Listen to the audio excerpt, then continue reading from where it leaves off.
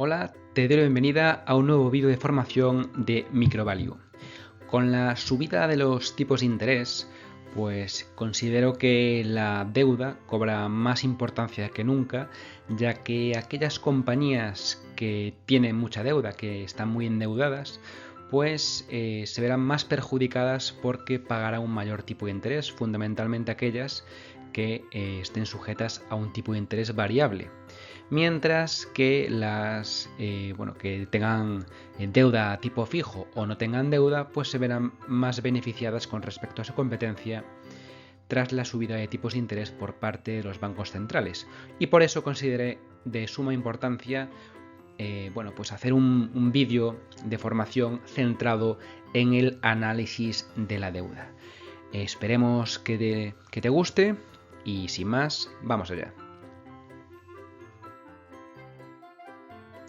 Bueno, este mini curso se divide en 5 bloques, unos más pequeños que los otros. Primero empezaremos definiendo primero qué es un pasivo, según el Plan General de Contabilidad. Después ya desgranaremos cuáles son los tipos de deuda que existen. Después repasaremos algunos conceptos relacionados con deuda. Después daremos algún ejemplo de fraudes que pueda haber relacionados también con la deuda. Y por último acabaremos con un pequeño checklist para aquellas compañías que tienen deuda y unas pequeñas conclusiones con las que finalizaremos este vídeo. Bien, empezamos antes de nada poniendo un poco en orden lo que es el pasivo o deuda a través del Plan General de Contabilidad. Bien, según el plan de contable, pues básicamente forman parte del pasivo obligaciones actuales surgidas como consecuencia de sucesos pasados, para cuya extinción la empresa espera desprenderse de recursos que puedan producir beneficios o rendimientos económicos. Es decir, primero es algo que debemos hoy como consecuencia de algo pasado, y para cancelar o dar de baja esas obligaciones, pues tenemos que desprendernos de recursos que generan beneficios. Es decir, estamos renunciando a producir mayores beneficios para la empresa a cambio de dar de baja esos pasivos. Por tanto, ya de por sí, el concepto de pasivo o deuda es negativo para cualquier empresa que quiera componer su capital a largo plazo.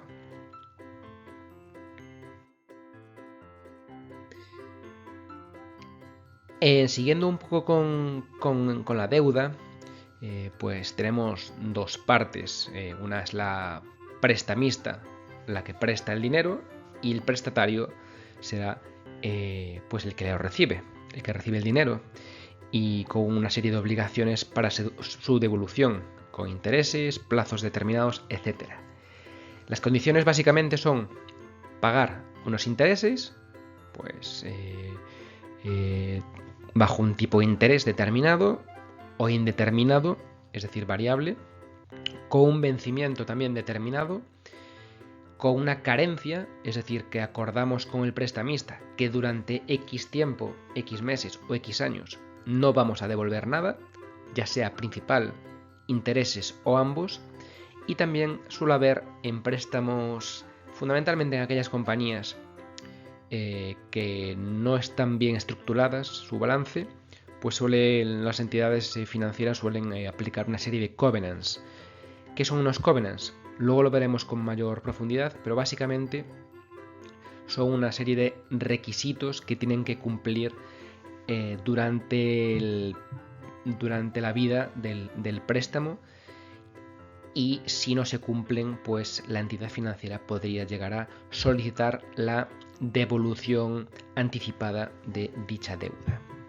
Por tanto, conceptos muy importantes, sobre todo el de covenant, porque en caso de devolución anticipada del préstamo, pues probablemente, y depende mucho de cada compañía, podría caer en la bancarrota.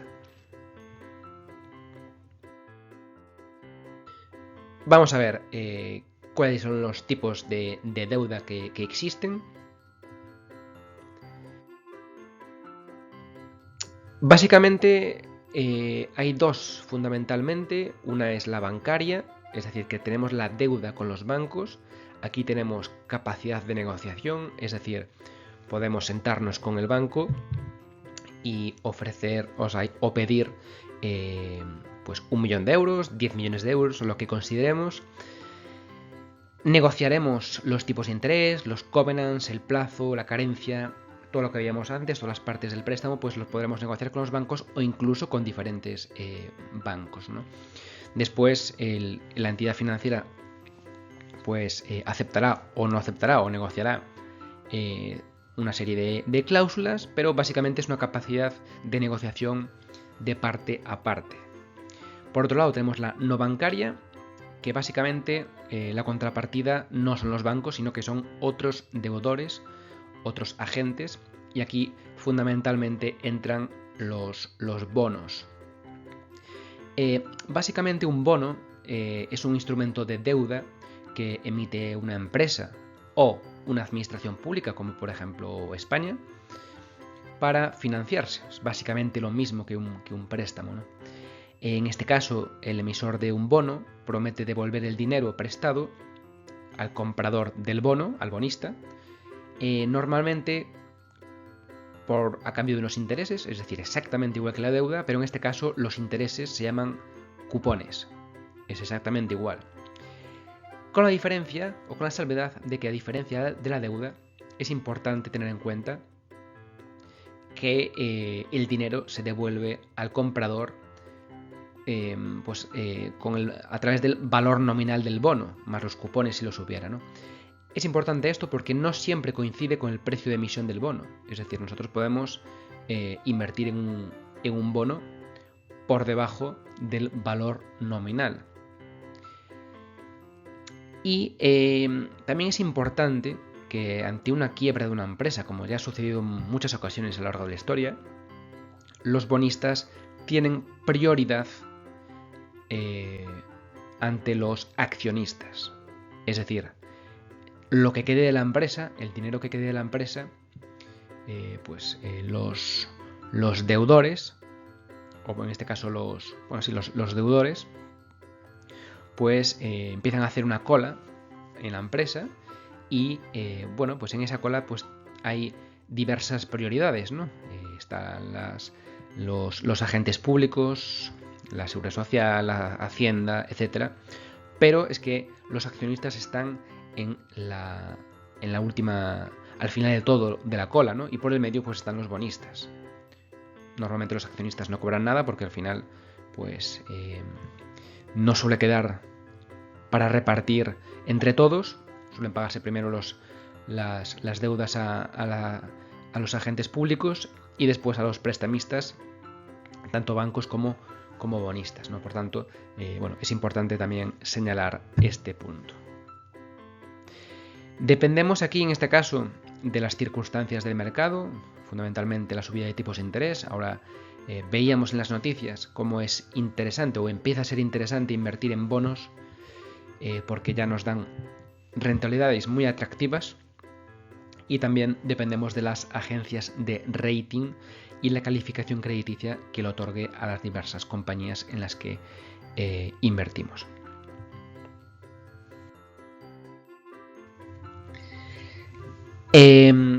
Entonces, veíamos ahora que según el rating hay diferentes tipos de deuda.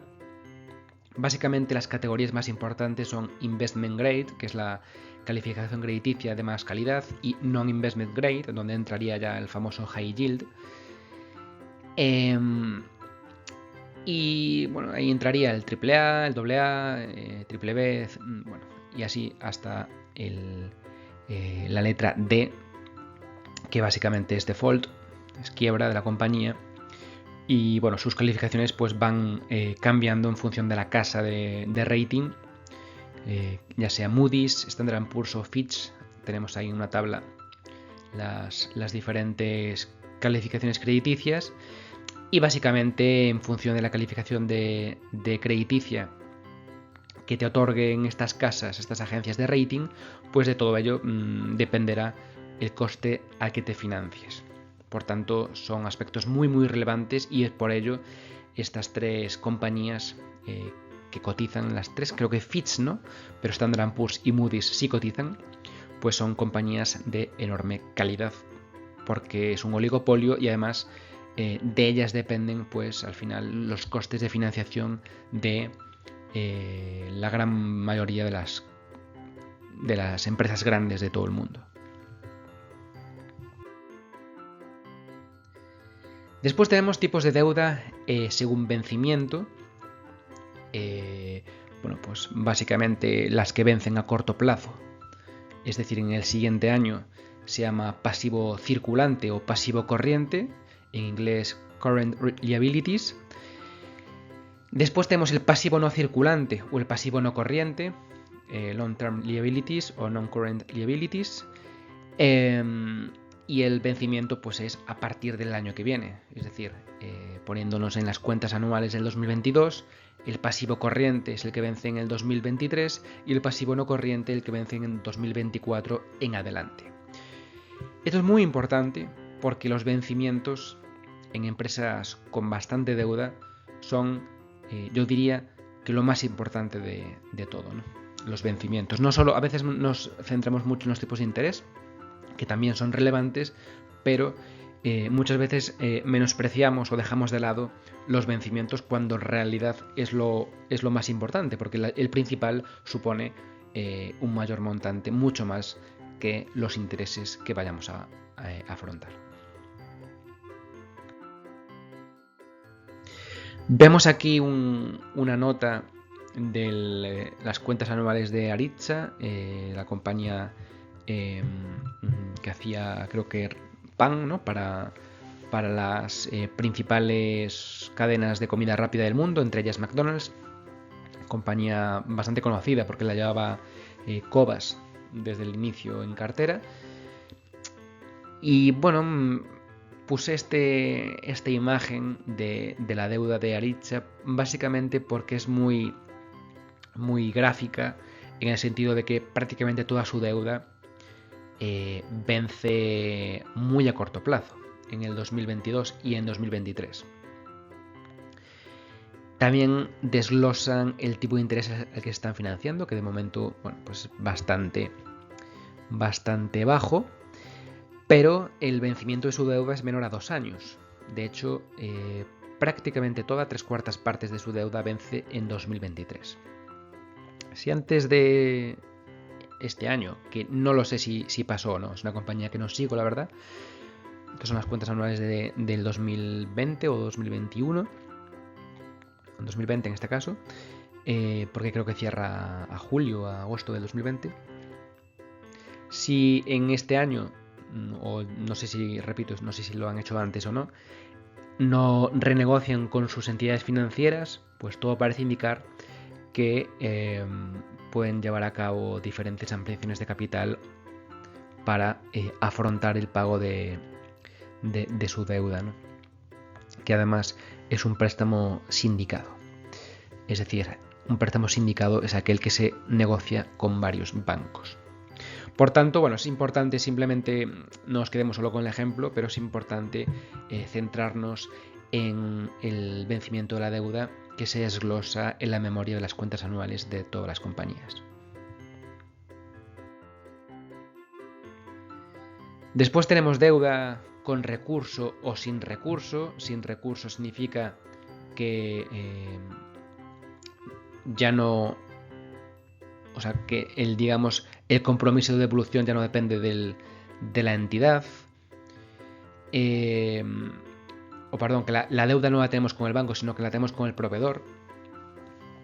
Después hay deuda hipotecaria o con garantía real. Y esto es que está condicionada o tenemos como aval el propio inmueble.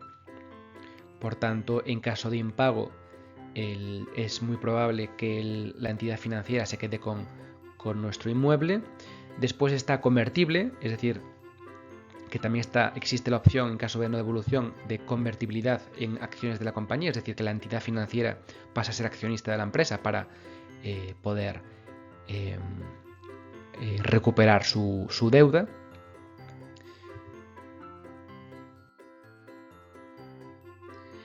Y ahora pasaremos a hablar sobre otros conceptos muy relacionados con la deuda que también son muy, muy relevantes.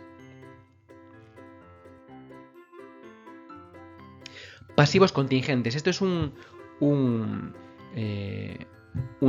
concepto financiero muy relevante que tampoco se mira demasiado y básicamente, bueno, pues es un poco lo mismo, ¿no? En inglés es contingent liability y básicamente la definición empieza similar a lo que es el pasivo. El pasivo es lo que está en balance y pasivo contingente es una obligación también surgida en el pasado y cuya existencia puede ser consecuencia de un suceso futuro, ¿vale? O sea, es una obligación cuyo origen está en el pasado, pero todavía no se ha resuelto, es decir, está supeditado, condicionado al futuro.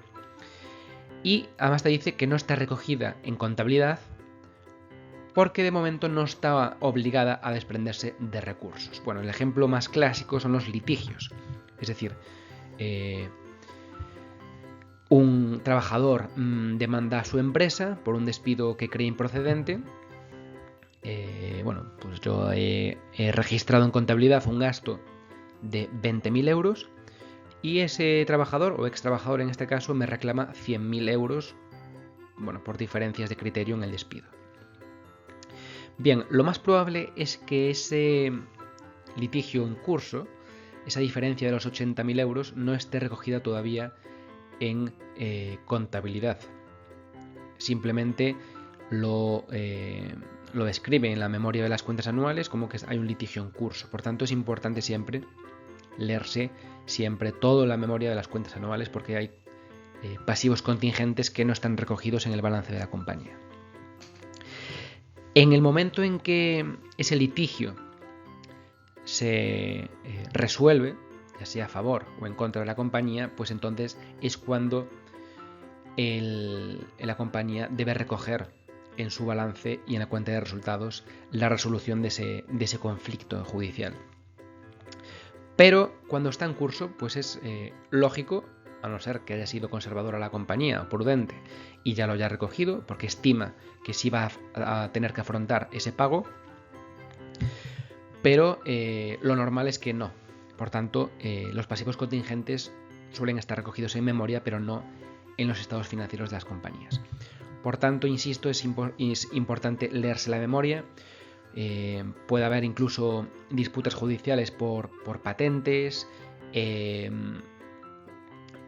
por marcas, por uso de marcas, por inspecciones fiscales, bueno, por una serie de litigios judiciales fundamentalmente o por inspecciones fiscales que pueden llegar a ser cuantías muy, muy relevantes y por ello debemos vigilar muy de cerca a través de la lectura de la memoria de las cuentas anuales o del annual report de las compañías.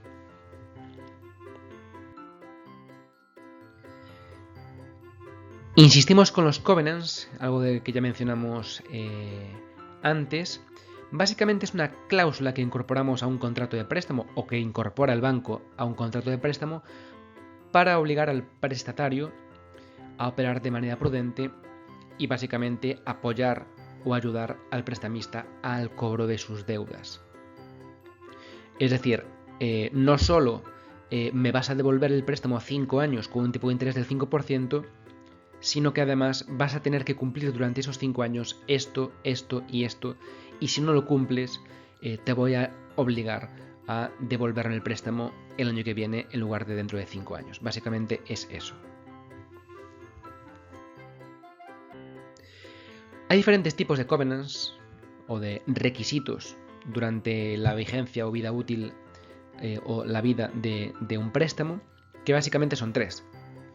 Un covenant que llamo de hacer, por ejemplo, tienes que mantener la directiva de la compañía.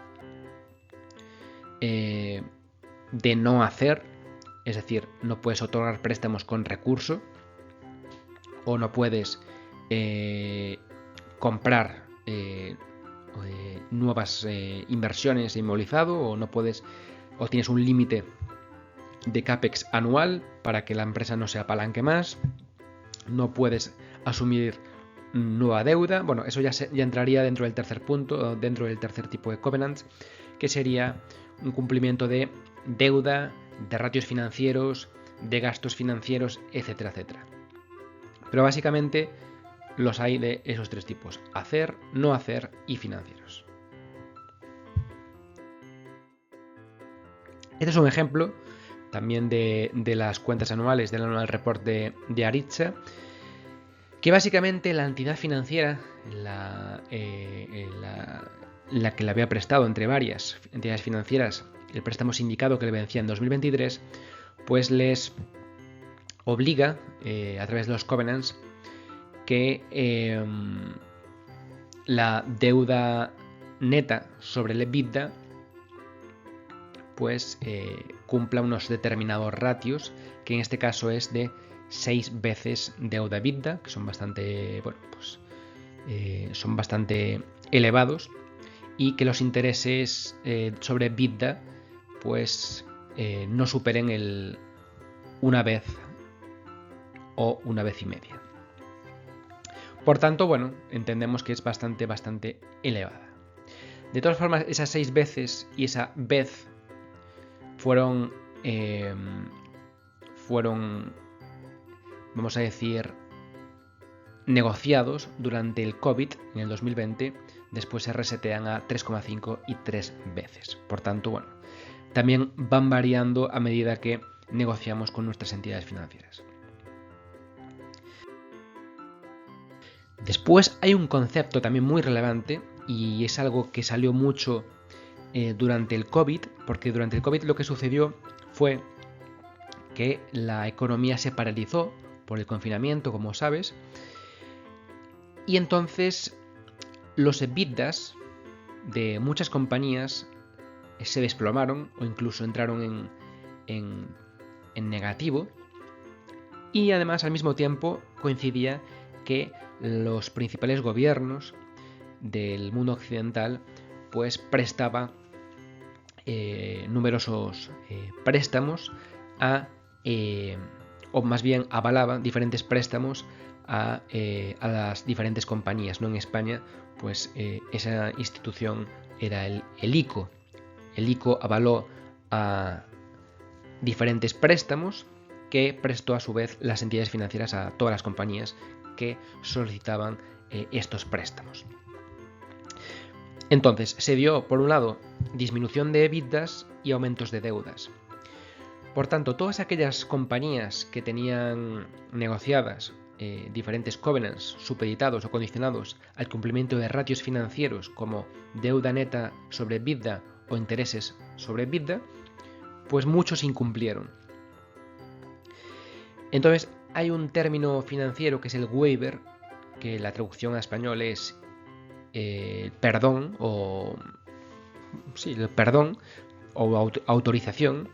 Básicamente es autorizar el incumplimiento temporal de uno o varios covenants, que suelen darse en condiciones especiales, como por ejemplo el COVID, o bien que la compañía, pues no lo sé, pasa algo extraordinario sobre la empresa que te hace incumplir alguno de los covenants, pero al ser algo temporal, pues lo hablas con el banco y ellos te conceden un waiver, que básicamente es una carta en la que te permiten o te autorizan a incumplir uno o varios covenants de manera temporal, ya sea financiero o incluso también de hacer o no hacer. Por ejemplo, una fusión del grupo, un cambio de directiva, una inversión importante que entendemos que es crítica para el crecimiento y mantenimiento de la compañía. Es decir, no solo es por caída de EBITDA y aumento de deuda. Es decir, no solo son covenants financieros, sino también de los otros tipos, de hacer y no hacer. Por tanto, quedémonos también con esta palabra, con este término financiero, porque lo veremos mucho en diferentes compañías con deudas. Después Esto también es deuda, que son los arrendamientos financieros o los leasing, que básicamente son arrendamientos con una opción de compra al finalizar la vida de este contrato de arrendamiento. Se da mucho en maquinaria, en vehículos, no tanto en inmuebles. También tiene gastos financieros y tienes un activo, es decir, la maquinaria o lo que sea. Y por otro lado tienes también un pasivo, que básicamente es la deuda financiera a largo y a corto plazo.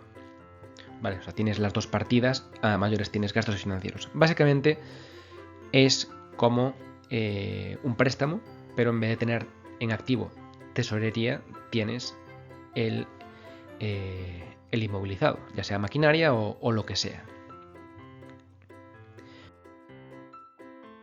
Después tenemos los arrendamientos operativos, que básicamente es un arrendamiento normal, sin opción de compra, es decir, un alquiler, el alquiler de las oficinas de la empresa, por ejemplo.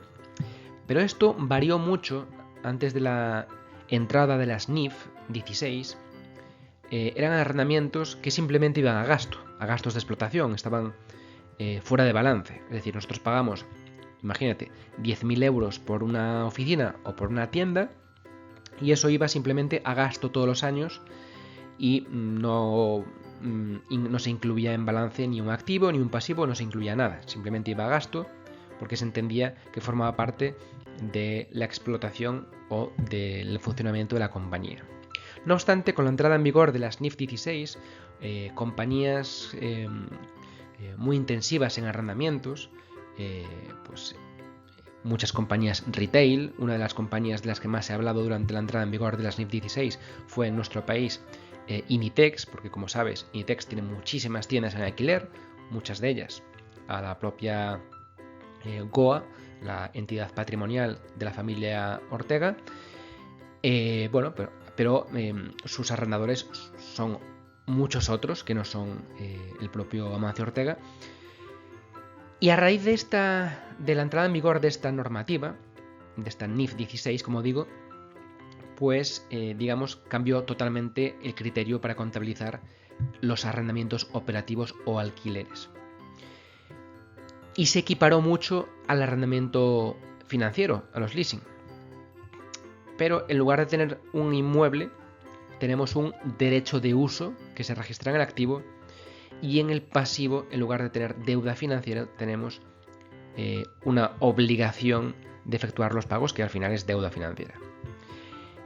Y los gastos que van a la cuenta de resultados, en lugar de ser gastos de explotación como antes, arrendamientos, una cuenta 621 en el Plan General Contable Español, pues tenemos por un lado la amortización de ese derecho de uso y por otro lado los intereses o gastos financieros supeditados a ese arrendamiento, que en realidad no existen. O sea, esto es un artificio contable que se inventó pues la entidad encargada de publicar estas normativas. Pero bueno, supuso un antes y un después en el registro contable de este tipo de arrendamientos. Por ver un ejemplo, el balance de Inditex a 31 de enero del 2022, es el último publicado, pues cambia totalmente. Como vemos aquí, tiene los derechos de uso de sus tiendas, 5.000 millones de euros a enero del 22, y por otro lado tiene los pasivos por arrendamiento a largo plazo y a corto plazo, en función del vencimiento asociado a los contratos que haya negociado con sus caseros, con sus arrendadores. Por tanto, esto es algo que novedoso desde el 2016, algo que antes no existía en el balance de Inditex ni derechos de uso ni pasivos por arrendamiento, sino simplemente, como digo, gastos de explotación.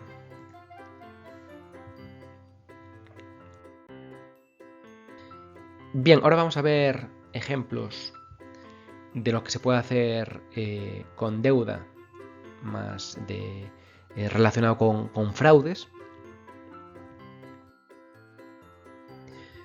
Bueno, básicamente lo que se ha dado históricamente con la deuda, básicamente es tratar de sacar la deuda del balance, que no figure en balance, y hay varias formas de hacerlo. Por un lado, sociedades pantalla, es decir, sociedades fuera a lo mejor de nuestro ámbito geográfico, que no declaramos, básicamente, y es a donde trasladamos nuestra deuda.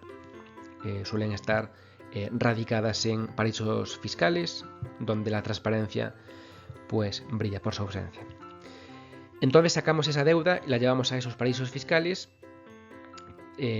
También, aunque ahora ya es más complicado, figurar la deuda como arrendamiento.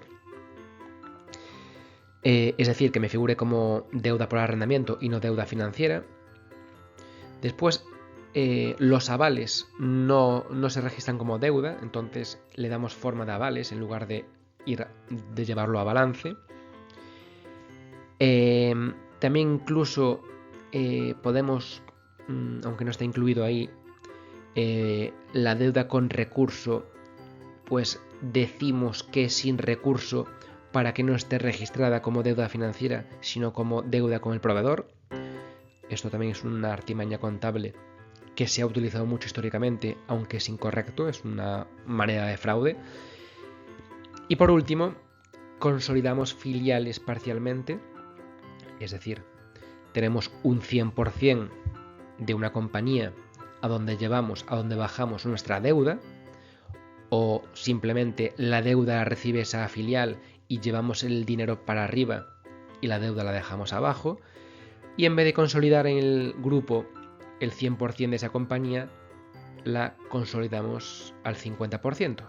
Por tanto, nos llevamos el 100% de la tesorería para arriba, pero solo declaramos el 50% de la deuda de abajo.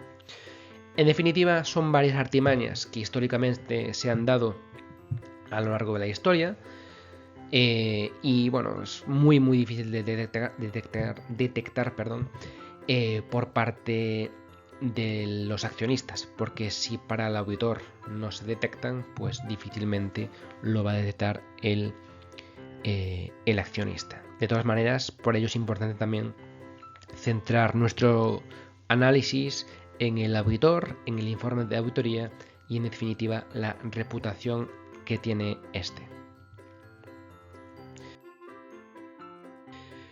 Por último, quiero acabar con un pequeño checklist para la deuda y acabaremos también con unas pequeñas conclusiones.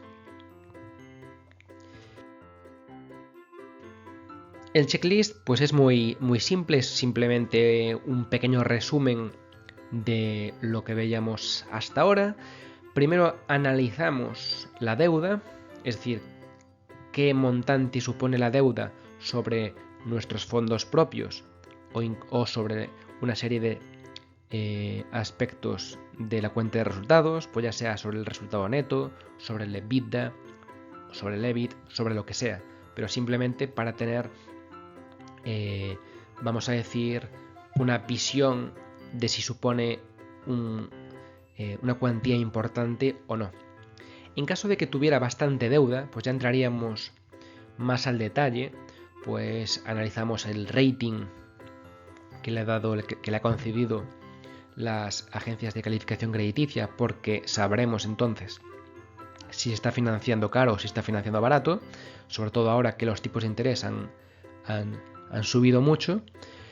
Analizamos los vencimientos de la compañía, no es lo mismo que te venza la deuda en el 2023 que en el 2035, los avales que tenemos, es decir, en caso de incumplimiento, qué tenemos que dar, los tipos de deuda, los covenants, el equipo gestor, cómo ha lidiado con este tipo de situaciones históricamente y cómo ha asignado el capital, es decir, no es lo mismo endeudarse para comprar compañías o hacer inversiones estratégicas que endeudarse para pagar un dividendo.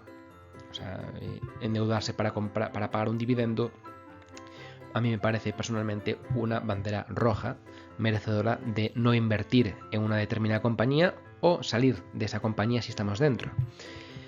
En definitiva, bueno, pues chequear un poco todo lo que hemos visto hasta ahora y en caso de que veamos una red flag, una bandera roja, pues no invertir, como digo, o vender aunque estemos perdiendo dinero, porque siempre se puede perder más en la inversión. Por último, un par de consejos finales. Yo te diría que, y aunque sea un poco contrario a lo que hemos visto durante esta media hora, pues básicamente buscar empresas con la menor deuda posible y si cuanta menos deuda mejor, y si no tiene deuda neta, pues mejor todavía, porque la deuda pues suele traer problemas, básicamente. O sea, es que no hay otra manera de explicarlo. Es decir, invertir en empresas sin deuda, con caja neta, y bueno, así evitaremos mucho trabajo, porque ya ves que hay mucho trabajo y muchas maneras también de esconder la deuda. Y fundamental, aunque tenga un poco de deuda, buscar un management o una directiva honesta y con un track record pues impecable. Por último, también escuchar a los auditores, porque los auditores muchas veces incluyen en su informe de auditoría cuestiones clave sobre las que han centrado su atención o su trabajo, incluso salvedades pues relacionadas con todo lo que hemos venido contando. Cuestiones clave como por ejemplo su análisis sobre los covenants, sobre el waiver que ha acordado con el banco, es decir, una serie de aspectos sobre los que debemos poner nuestro foco de atención también, ¿no? Bueno, y esto ha sido todo. Espero que te haya gustado este curso. Si necesitas cualquier información adicional o te has quedado con alguna duda, pues como siempre lo podemos discutir y profundizar y ampliar en nuestra sala privada de Discord. Nos vemos en próximos cursos de inversión y, como suelo decir, el inversor particular debe seguirse del ordinario para obtener rentabilidades extraordinarias. Espero que tengas un buen día y mejores inversiones.